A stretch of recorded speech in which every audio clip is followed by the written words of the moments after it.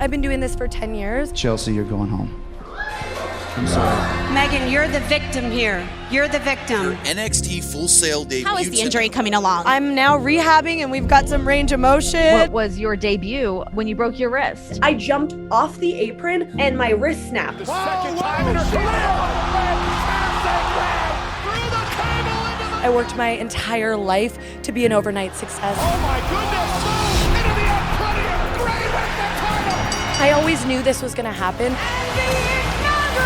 And this is my time. This is my night. Now's the freaking time! Welcome everyone to Ring the Bell. This is DS, and we are here for the Saturday night main event review. And of course, your favorite Phil is back. I'm back. I'm here. And then we got a very special guest. Oh my god. Oh my. We've been chasing her for a very long time. The announcer, the commentary, the extraordinaire. Is that a word?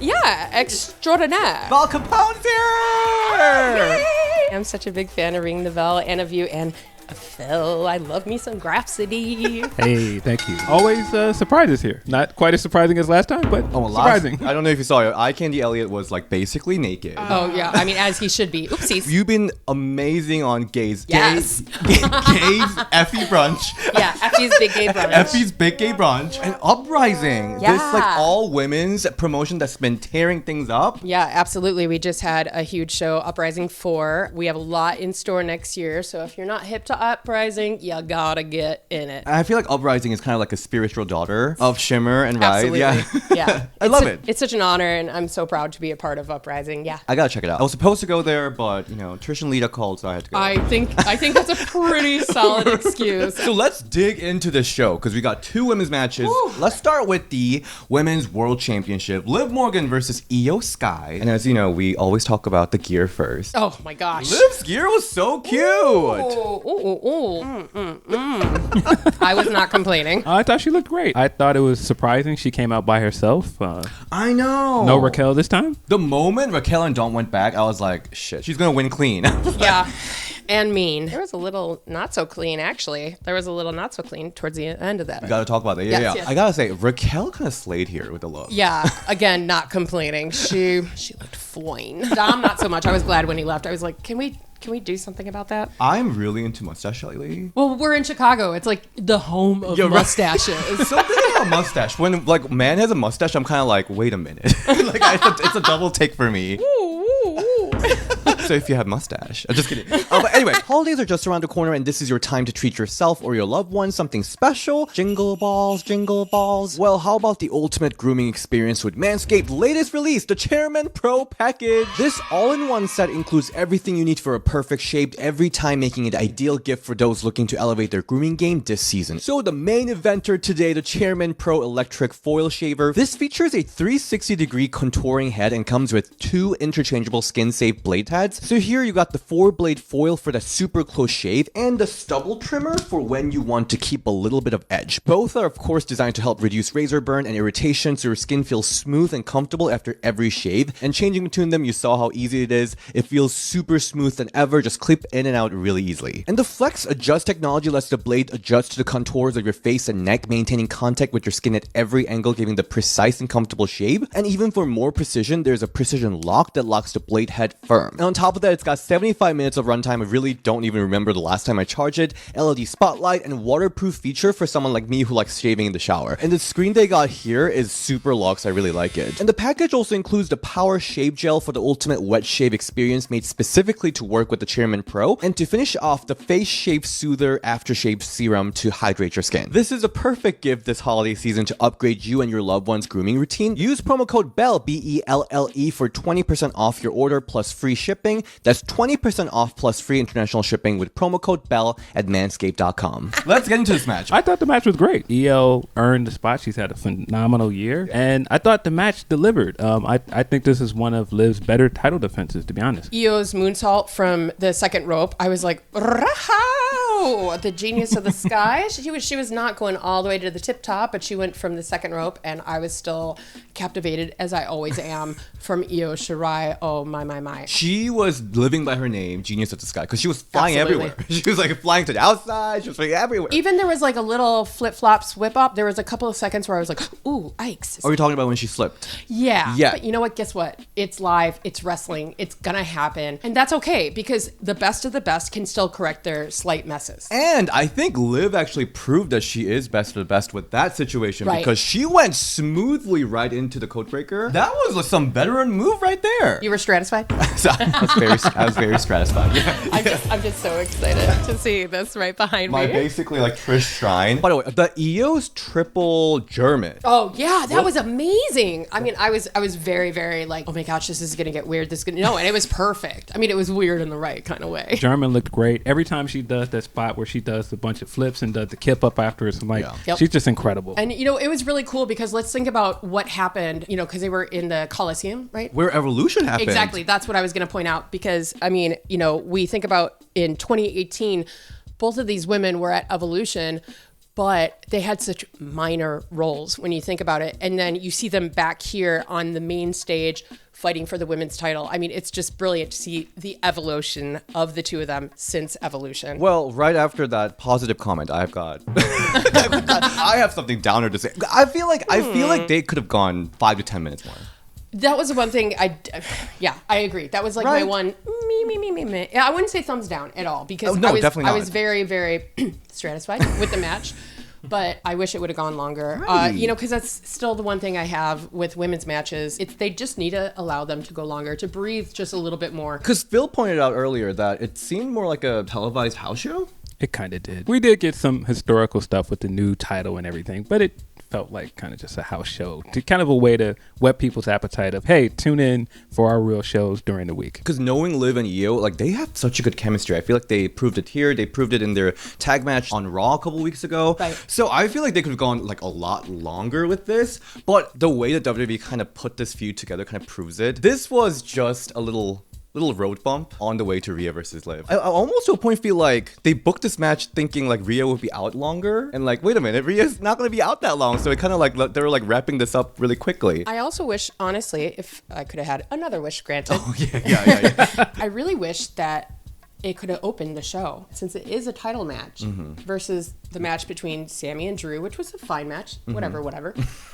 I didn't mind it. But it was a title match, and it was a fantastic match. Right. It could have, and in my opinion, should have opened the show. At the end, we saw moonsault reversed. And then right there, we got Oblivion finish and clean finish. It's very rare that Liv gets clean finish. Right, and it was pretty awesome that she did. It was awesome on this stage. For Liv, I'm like very happy. But at the same time, I was like, an expensive IYO? IYO is such a megastar, but WWE doesn't really know it seems like. I'm happy Liv got the big win. She needed a big win. She hasn't had many feuds outside of Rhea's champion, so she needed something like this. I didn't like that this match in the gate felt very predictable. After the Survivor Series finish, it felt like, okay, they're going back to Rhea and Liv. There's no way that IYO's going to win this match. And so when we got the abrupt finish, I said, yeah, okay. And then we didn't even give time to breathe. Rhea comes out right afterwards and goes, yep, that's my belt now. But before we go there, let's talk about that knee for a second. Oh, yeah. Right.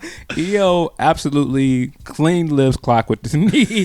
It looked so stiff. I was like, I hope she's okay. I mean, it was stiff. As almost the second that it happened, blood. When you said a clean finish, all I could think of was like, it was not clean. It wasn't dirty, but it certainly wasn't clean because at the end of it, she was leaking. But Liv looked badass. She did. Bleeding, and yeah. it was great. It wasn't quite the man tide changing of her career, but she did look badass, which was really good for Liv because, as you said, she doesn't really usually have the clean finish. Right. So it kind of makes her look like, oh, okay, yeah, she's great, but not standing on her own. So yeah, she looked badass. She had the clean finish, and I mean, I think it was really good for Liv moving forward. So let's talk about Rhea coming out at the end. She came out, she did her whole pose, boom, and Liv and Raquel just watching. This bitch is out again. This mommy's out again doing her shaboom thing. We're just gonna watch her do it. Like I said, I wish they would have given EO a little bit more air after this. It didn't have to go right back to Rhea, but we all knew that was going to be the case after Survivor Series, right? And just end this feud already. Give Rhea the win and end this feud. I'm so ready for the feud to be over. I mean, I kind of feel the same, honestly. Like, I do like it because I enjoy both of them, but I'm also like, oh man, that's another commercial break, isn't it? There's a lot of commercials. Oh, I guess it is on NBC. Like that's what my brain was doing. Like honestly, by the looks of it, I feel like they're gonna go until WrestleMania. I think they're gonna elongate it all the way to WrestleMania. We're not escaping this. Yeah, I mean, and part of me is kind of like, well, I'll be gay brunch. I'll be in Vegas. So little tease. Okay.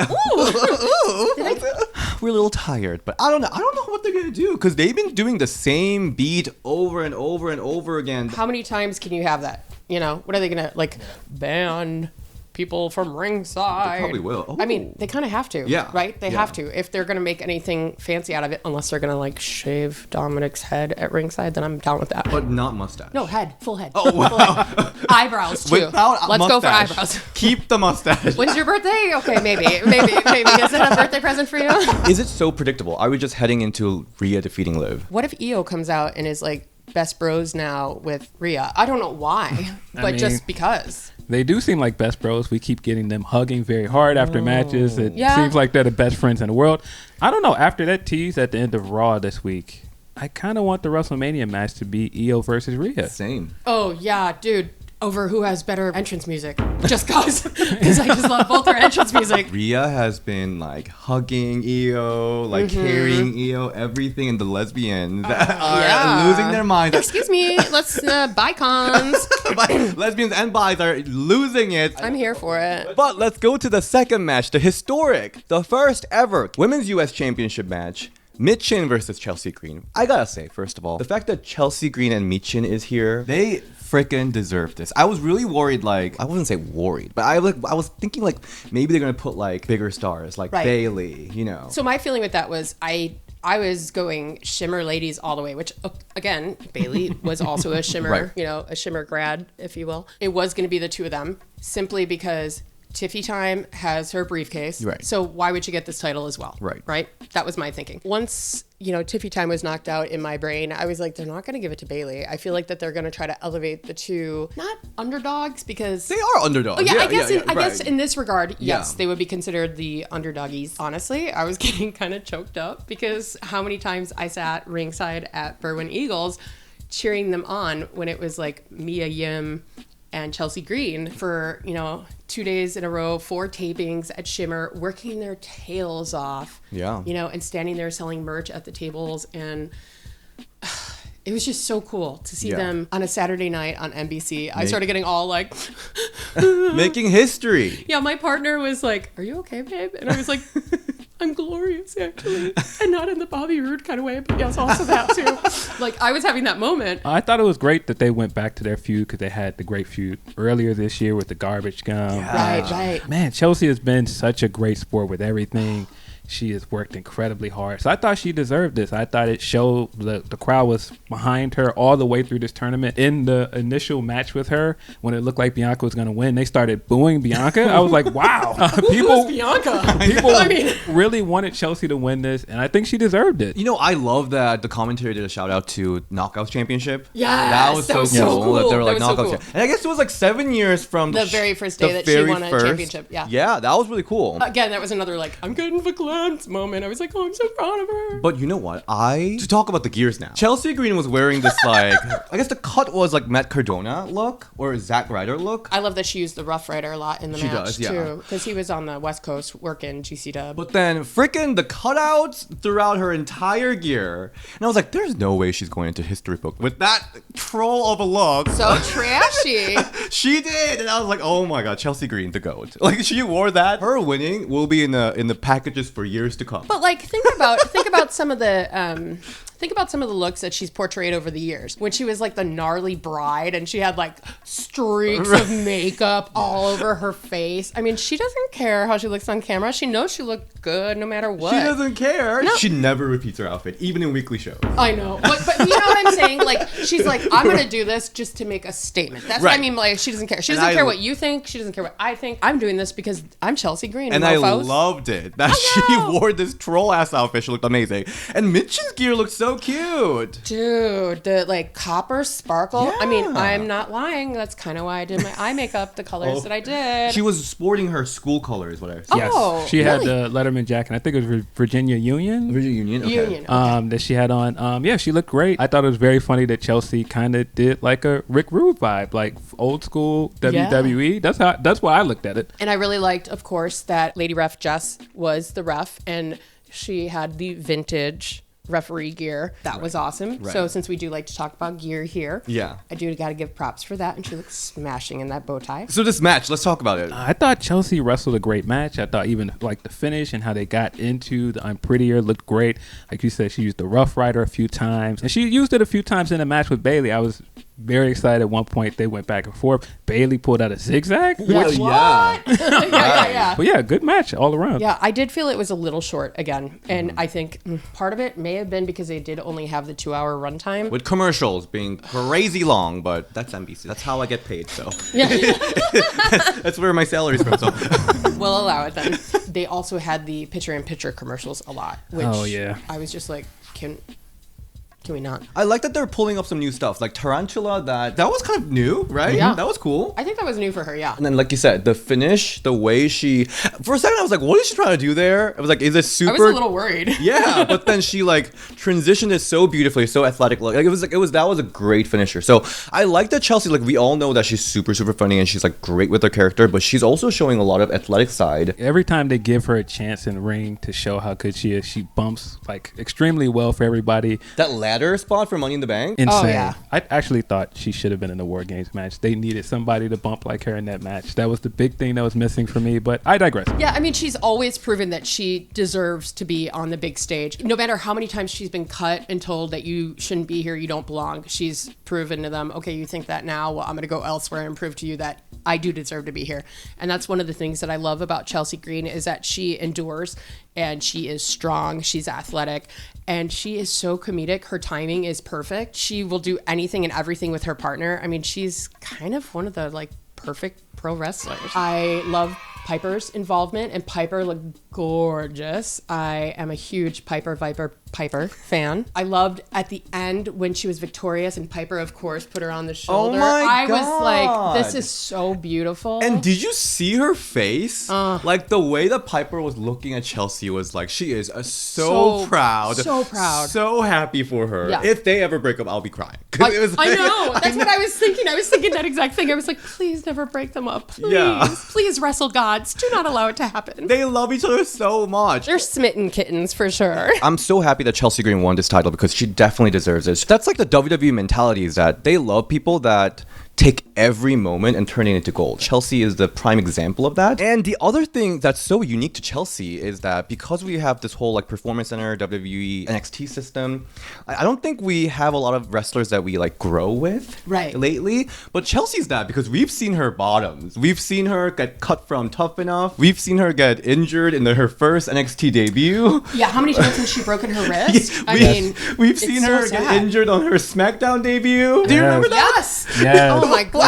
Like, we've seen her you don't want to see my mascara run. Oh, look like when she was the bride. Yeah. So I feel like we've really grown with her. We're all enjoying her glorious moment because we grew up with her. Yeah. Yeah. And we love that for her. I will say, and I don't mean to forge ahead because I know that we're going to talk about this. When Cody and Kevin were not the opening contest, I was like, okay, well, they're going to be the main event. Because I was really hoping that this match would have been the main event. And obviously, I am a diehard women's wrestling fan. I was truly hoping that somehow it would have brought forth my favorite wrestler currently, Charlotte Flair. Oh, you thought she's going to smell some title and she's going to be like, I'm here. Because you know she's always coming for that gold, baby. Yeah, she's going to use her Charlotte in the Bank, be in the match somehow, and win the title. Yeah, I mean, because I don't know if you know this, She's the queen. She is. And to me, that means she can do whatever the heckins she wants. I figured this was like such an historic thing, and they were saying this is history, herstory. Again, why